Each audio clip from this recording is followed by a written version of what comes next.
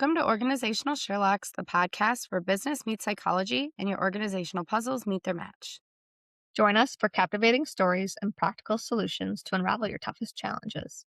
I'm Dr. Elizabeth Fleming. And I'm Morgan Ashworth, your guides to a prescription for business success. Let's dive in. Well, now that we're in the second episode of our season, I think it's time to get into the nitty gritty, Elizabeth. What do you think? Yeah, I think so. There's been a lot on my mind recently, so I think the topic today is going to probably fit quite well. I'm sure. I mean, from the managers and owners out there, probably thinking of year end, that they're still finishing up ahead of tax season versus all the new plans that come with the new year, and new developments and whatnot. I think it definitely is a great topic, because what are we doing except multitasking when we're thinking of all these projects we want to launch in the new year, right? Absolutely. Yeah. Yeah. I know I had mentioned to you offline before we jumped in, but I think about it too, just for our remote employees, how multitasking or task jumping or whatever term we want to use for it is probably a pretty common occurrence for them, especially being remote and at home or not in a space where you're kind of solely dedicated to Yeah. your like brain space is not solely dedicated to whatever project it is you're working on. Yeah. Yeah, definitely. I'd actually like to start by asking our listeners to think about it, but then Elizabeth, I'll have you answer is there really such thing as multitasking This would be for a our great listeners? place to like insert some game music while people think. So I'll just Mhm. talk randomly. I know Mhm. I would say would not be good. But yeah, I will answer. This is actually a topic I've had a lot of conversations with people about because, you know, there's the kind of the whole thing, oh, women are better than men at multitasking and da da da da da. Okay, like I've heard it my entire life. I think it's really interesting. And being in the psychology world, I think it is also something we have to just kind of keep in mind that multitasking, the way that we understand it, is not actually multitasking. It's really more context switching, right? I Okay. mean, to to be thinking about two opposite areas of your work or your life at the exact same time and being able to be fully invested in either one at the exact same time is just not possible. No. And it's just rapid context switching is kind of how I like to look at it. I don't know, how do you think about it? I would agree with you. I think that, there's the term multitasking out there, and it's the idea that you're working on multiple different items at once or thinking of multiple different things at once, but you're really not. You're more often than not jumping between the different tasks that you're doing. And so you have to, switch the context of what you're focusing on in your mind. So I would argue that a good multitasker is really someone that just has a higher and faster capability to switch between contexts. Absolutely. Yeah. I would agree with you. I mean, I think it's we think about just cognitive load in general and how much we're able to kind of keep kind of in our awareness at any given time. And again, I was sharing with you earlier that I think about, like, I work remotely a lot, so of course that's on my mind. How much dedication and time can I give it to any particular thing throughout the day? And so I have strategies that I use that I've found to be really effective when I'm working at home versus when I'm working at the university and actually in the office, right? But I know that even though I had my day planned for the most part tomorrow, my kids don't have school because it's way too cold in Minnesota. So because of that, that is going to lead to, I think, more of this multitasking or context switching. Because if anyone of our listeners has kids, oftentimes you may have had this experience, but it's usually, "Mom, I'm hungry," or "Mom, I need to do this," or "Mom, I want you to turn the TV on," or whatever it is. It's really hard to maintain focus when that happens, even though I love having them around. So, Yeah. Yes, it definitely can be hard to maintain focus on one task in any type of work environment, even in life just cleaning the laundry, like folding the laundry, you might think, "Oh, I have to do this too, or I have to do this too." And then, as they joke, when you're neurodivergent, you end up leaving tasks unfinished, right? And then you come back to it later, and you're like, "Oh yeah, I was doing that." And so, all in all, if you're better at context switching, you wouldn't necessarily forget about that task you left unfinished compared to someone who's not as apt to context switch. Sure. I'd like to start by kind of going through our listeners, like just the true definition behind context switching. So context switching and task jumping are used pretty synonymously. Overall, they're the act of moving between unrelated tasks without completing the first one. So kind of sounds like Uh-huh. multitasking, but it's the idea of switching between tasks and not completing something. While multitasking is just about doing multiple tasks at once, right? Um, Absolutely. so I just want to jump in really quick because, and I think this is interesting. I was clearly just context switching for a second because as you were reading the definition, I was thinking it's kind of like the projects that we do on our house. We don't ever get one completely finished before we do the next, but that's just a total, yes, you know, exactly. I think it's I fun. guess I tend to say that someone that's good at context switching. Um, I like to think of like the subconscious mind, and a lot of times that subconscious mind is allowing you to come up with spontaneity, spontaneous ideas. It's where your innovation mindset kind of sits. Um, And so all in all, to me, is someone that's good at context switching is more capable of pulling from the subconscious more quickly, because when you switch contexts or switch tasks, the other one kind of goes back into your subconscious.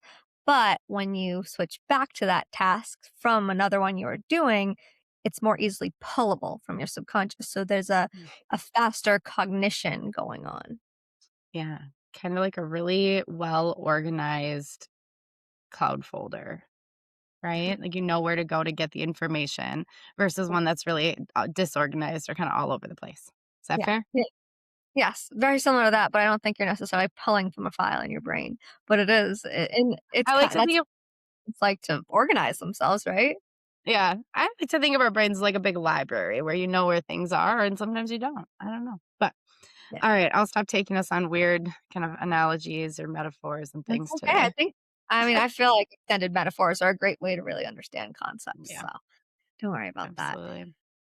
All in all, though, I feel like talking about context switching is so important to the overall framework of what we talk about here at Organizational Sherlocks. We're talking about organizational development, and a lot of times in that is change management.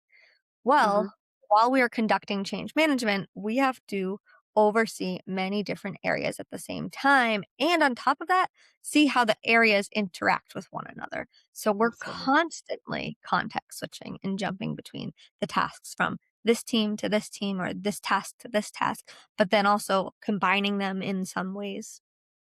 Yeah.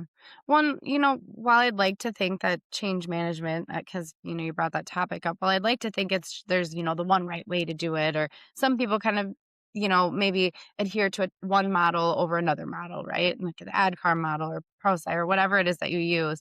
And I think that's great. But what we don't always think about in change management, and I think it's really important, is that change management involves people and people are not you can't predict everything that they're going to do, say, feel, experience, right? And so you have to, in my mind, enter into a level or into an engagement or a change management process with a bit of openness and willingness to context switch, right? Mhm. Because you never know. You just don't know what the reaction or the feeling or the experience is going to be from the people around you. Yeah, that is so true. You have to context switch when you're working with people, because oftentimes you enact some sort of behavior that then gets a reaction back, and it might not be the reaction you're expecting. You might Uh-huh. have expected a positive reaction, but then you get a negative one in turn. And so then you have to reorganize your mind in a way to approach it in a different way than you originally planned to. Yeah. And I actually think about, something that just happened recently. A process change, unfortunately, tried to happen a little unilaterally. It wasn't the original intention, supposedly, but there was kind of a lot of back and forth between, oh, is this corrective action in nature that we have to fix something. But no, this is actually a really good idea of what the change is. And so there was a lot of task switching between emotions, the emotions Right. themselves. There's a lot of jumping between them to really understand the overall effect of this process change that was happening. Absolutely. Yeah. Well, and I think you can flip it on the other way too. Like I know you were saying that you think you might know how someone reacts and then you don't, right? Or positive to negative. I think it'd be negative to positive. You might be anticipating that this change is going to cause just massive issues in the team or the organization or whatever it is. And then you get there to introduce it and it's like, oh, well, yeah, let's give it a shot. So while you were intending to kind of kind of use so much mental energy to try to explain the why and the purpose and the value and all of those things, you might not have to do that as much, right? So again, switching to okay, now I'm not trying to convince people. Now Yeah. we're kind of in a different space and we have to figure out what that space looks like. Yes, So, yes, I agree with that, and I think that's on the more positive end of, like, when you have to context switch between something, you're saving energy, but oftentimes when we're context switching, we're actually expending more energy than we mhm. would have if we were just focused on one task or things unfolded the way we expected them to.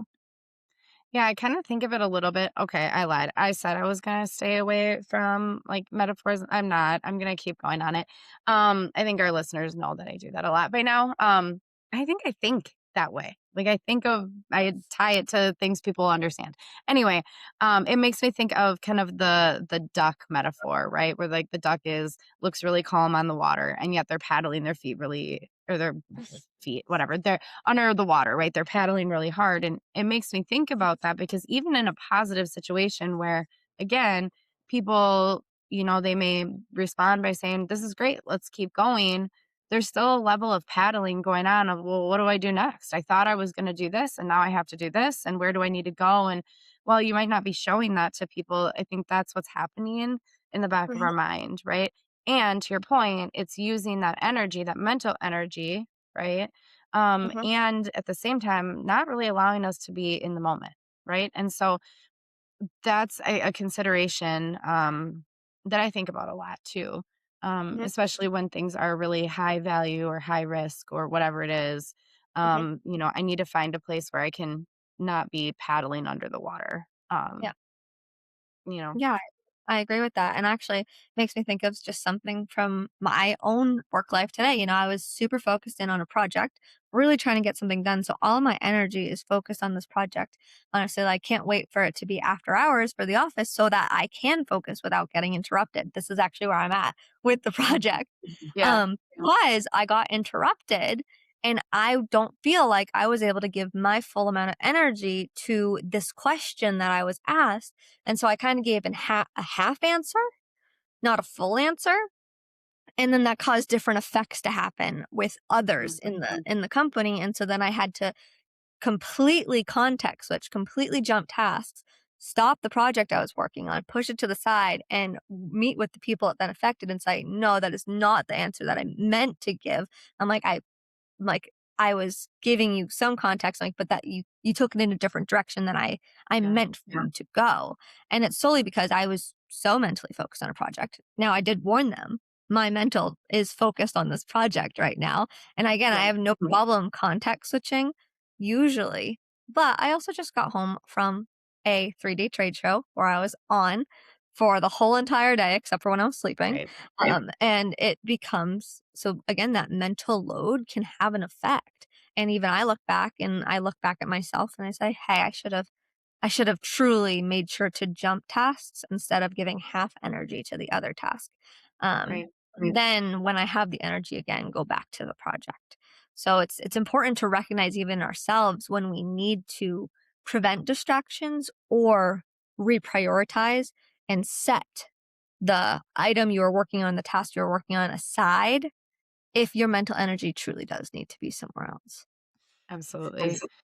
Yeah, I'd say, I've been doing more work recently with the university that I teach at and kind of helping to review applications for the next cohort to come into the doctorate program, right? Which, so for anyone who's curious, this is a thing that I read every single application, right? It's not something that's thrown through AI or whatever people think, right?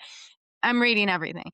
But there's a lot of intention behind that because I know on average it takes me anywhere from 20 to 35 minutes to read each application, right? And so knowing that, I have made it very clear in my mind that I'm going to be reasonable about how many I can do without interruption, right? Because for me, it's really hard to start reading one or reading what's going on, going through the application, and then have to come back to it after doing something else. It kind of takes me out of my zone, if you will, or my flow zone or whatever you want to call it. And so that's just an example for me recently where I have been choosing to block time. So there are 2 hours here for me to simply review applications. And then I can switch to a different space, right? Which is totally fine. And work on my business for 2 hours Mhm. or whatever it might be. Mhm. And so for me, having that focus time is incredibly important. So I know I alluded to that in the beginning that I manage through these things in certain ways. That's a huge part of what I do. So when I jokingly say I live by my calendar, I'm not really joking. So for anyone who works with me, they'll know that. I'm not really joking. I live by my calendar. And so when I say focus time, check before scheduling, I really mean that because I need that so that I'm Yeah. not context switching, you know? Yeah, I think that's a wonderful thing to do. So funny enough, we've actually just gone through the primary 3 strategies to combat context switching Yeah. or slash the, not just combating that, but just combating the mental fatigue that comes along with it. And that includes turning off distractions or removing distractions when you can, time blocking. I'm a huge time blocker on my calendar, and Oh, creating yeah. a prioritized to-do list. I live by to-do lists, actually. Mhm. So my calendar is mostly for meetings and whatnot, but I know that I need to have at least 4 hours not in meetings a day to focus on what I need to get done. Mhm. Also, there's always something that's going to come up and take some time away. So I really look to have no more than 2 hours of meetings a day. These meetings could include performance evaluations, they can include coaching sessions, they could include just a touch base meeting, things along those lines. So I can go in multiple different meetings, but they're always purposeful. They're never those corporate, just have a meeting to have a meeting. Yeah. But I do check and I will say, no, I don't have time on my calendar for Tuesday. I have plenty of time slots on Tuesday, but I don't have time in the sense of my calendar already has a few meetings. I don't have time to have another one if I want to get Mhm. any of my own personal work done. Yeah, absolutely. I mean, I think that's important. That's also boundary setting in some ways, and I think we've talked Mhm. about that before slightly, in at one of the I think last season. But I think setting those boundaries is also really important. Of course, Mhm. I want to be someone who is there and willing to help everyone, and I will for the most part, right? Mhm. And there's days where I need to set a boundary and just say, like, I'm doing my whole day. My whole day is going to be focused on this thing, whatever it might be. So I'll even tell you that when I'm working with clients, doing client engagements, that's a huge thing for me. I Mhm. don't have my phone out on the table. If we're doing a team engagement, I don't put my phone out on the table. If somebody needs to get a hold of me, if it's an emergency, you know, they know where I am, they can get a hold of me, and we'll be fine. But I do that so that I'm not distracted and that I'm really present in what's happening in the room with my clients. Mhm. And I think that is important. Um, Mhm. and it also shows, that I value my clients and their time and all of everything. But it also allows me just to stay present and provide the best service that I Yeah. can. Yeah, and I think this is all really important to take into consideration when you're looking at change management because one, you need to prioritize what that Mhm. change management track is. What is the path that you're actually taking to do this change management? You can't Right. just start it and expect it to go the way you want it to without having a plan because you need to have Mhm. prioritized the steps. Then, on top of that, you need to block time to go after the different areas of change management, whether that be the physical creation of something within a project Mhm. or the building the buy in from affected team members and stakeholders, um, all the way through ensuring that there is touch bases to see how the rollout is going to get feedback on that rollout. So you have to look and time block and plan the little individual areas that you need within that change management program to ensure one, it happens according to plan and it's actually an effective change management. But two, that there isn't a lot of fatigue going on, not just in yourself as the manager of that change, but of the others involved in that system. Because if you don't prioritize and you don't time block properly, then we're going to see issues with the executive functions that people are having. We're going to see the attention residue that occurs when you're switching between one task to the next, where one task kind of the last task kind of blocks areas of the current one or distracts you from it, right? So we need to make sure that there is focused time, and sometimes just being unavailable for people or ensuring that a team is unavailable while they're going through something is pertinent to ensuring that change goes according to plan. For example, again, cross training. We have a cross training change management going on right now. So we're doing some cross training. We want people to have an understanding of their effect on another department and vice versa, so that there's just a better alignment between the two. And so there is true blocked time for that training where they don't have to do their current workload and nor are they going to be bothered with that workload. It can wait until they return, nor is it rushed once they return, right? And Right. then the person training is ensuring to get workloads done so that they're not thinking of all the tasks they have to get done in that production department, actually a manufacturing department, so that they can focus on the training itself. And then even before that, there was a plan that was built for the training. Right. There was a reason that there were so many hours given per day because of the availability of time blocking. How much time can you really go without getting distracted or interrupted, just like Elizabeth was talking about? Go Absolutely. ahead. I'll give you one that just a strategy that sounds maybe the most simple thing on the planet. Maybe everyone in the world does it and it's not all that unique. But you mentioned like meetings that you go to that are more maybe I don't know, say less purposeful or whatever, Yeah. having an agenda and reviewing that agenda before you go to the meeting helps with this because I don't know if any of our listeners have been in moments or situations where maybe you're in a meeting or a conversation and someone says something and you go, I don't know what that is, right? And so then you're quickly, going on Google and looking, what is this thing or whatever. Well, then you're not active listening, you're not participating in, and so you're context switching in that moment. So something I found that really is helpful for me too is just making sure I look at the agenda. If there isn't one, I work to create one, so that I can do my pre-work, and then show up in a way where I'm actually fully invested in the conversation because I have the understanding. That doesn't take that long. Realistically, it doesn't take that long. And Like, so having I don't know. things prepared is really Yeah. important. And part of that preparation is either an agenda or you might even, as someone attending, not, Yeah. contributing the meeting, is you might get a list of questions or a list of tasks to bring or items to bring to the Yep. meeting, whether thought items or even physical items. Being in a manufacturing world, we're constantly have Yeah. real products that we're bringing with us too. And so it's important to come prepared. Honestly, I will say that I think managers, including myself, will sometimes test if you will come to meetings prepared. Because Okay. I laid out 2 questions. I want my team to come with these 2 things, and then this is what the meeting is going to be about. But I'm telling them to come with 2 things to the meeting, Mhm. and not only giving them the agenda, but I wanna see if they're already in the mental space to have this meeting.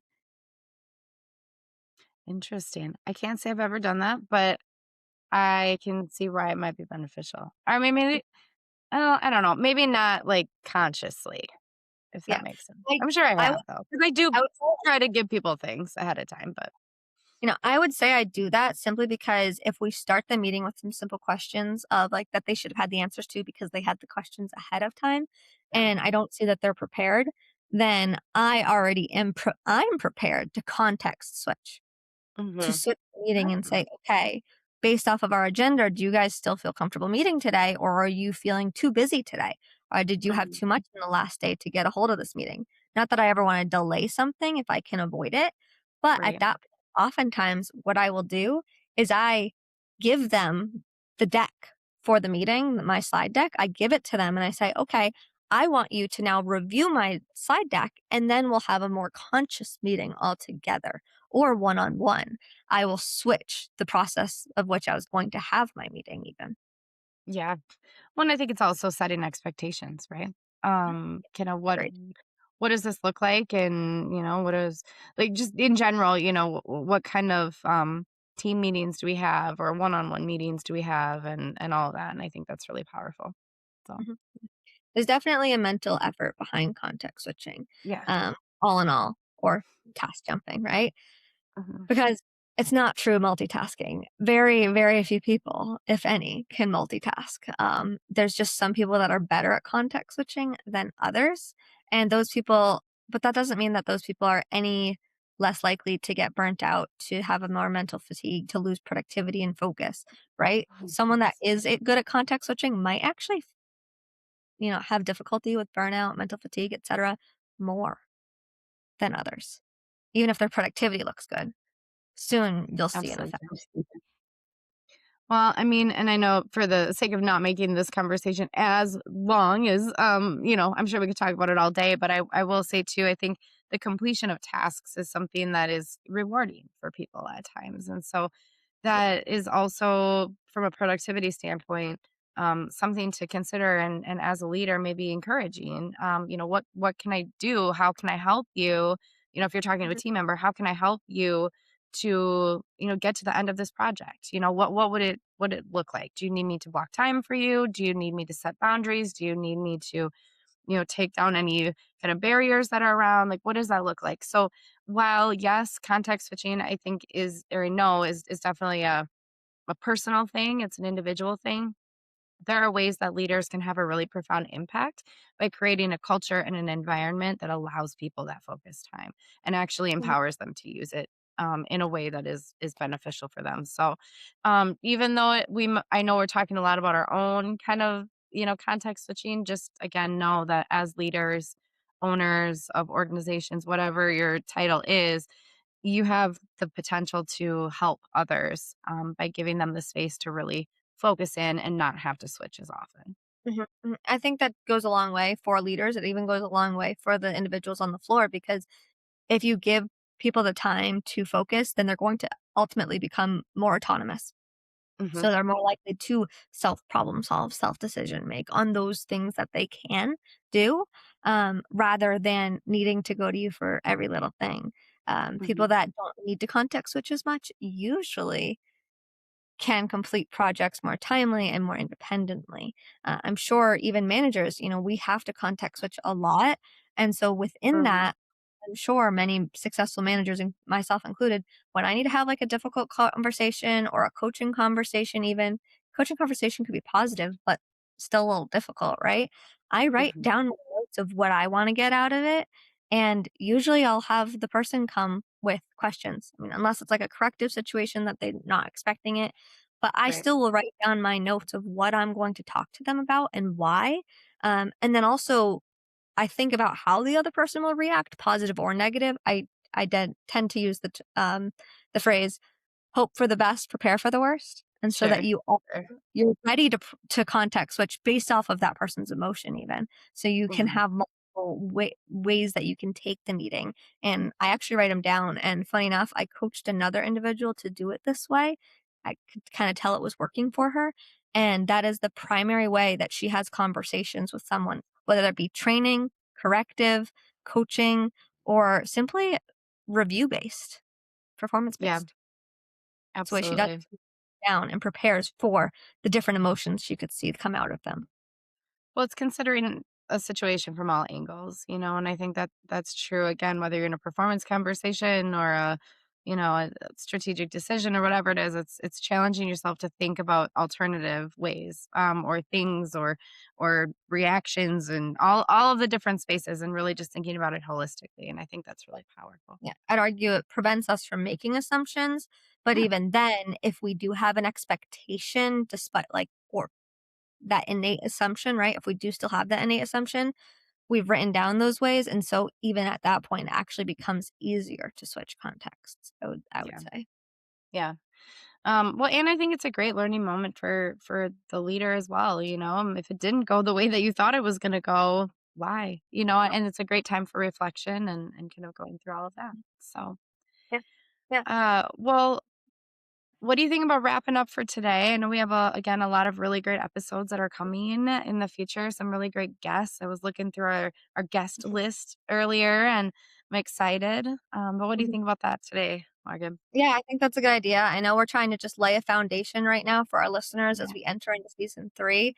So I do challenge you all to think about context switching, think about task jumping, and how it is different than multitasking, and think about how you apply it and maybe could fight it if you can. Mhm. Um, because the whole purpose is so that we are more productive long term and we don't face as much of a mental fatigue. So think how you apply it and think how you can drive it down in your organizations as well. Absolutely. Yeah. Well, listeners, this concludes another intriguing episode of Organizational Sherlocks. I'm Elizabeth Fleming. And I'm Morgan Ashworth, reminding you that the journey to success is an ongoing investigation. Stay curious, stay strategic, and keep utilizing insights to decode your business mysteries. Join us every Friday for your next Who Done It. This is Organizational Sherlock's closing today's case. We will see you all next time. All right. It's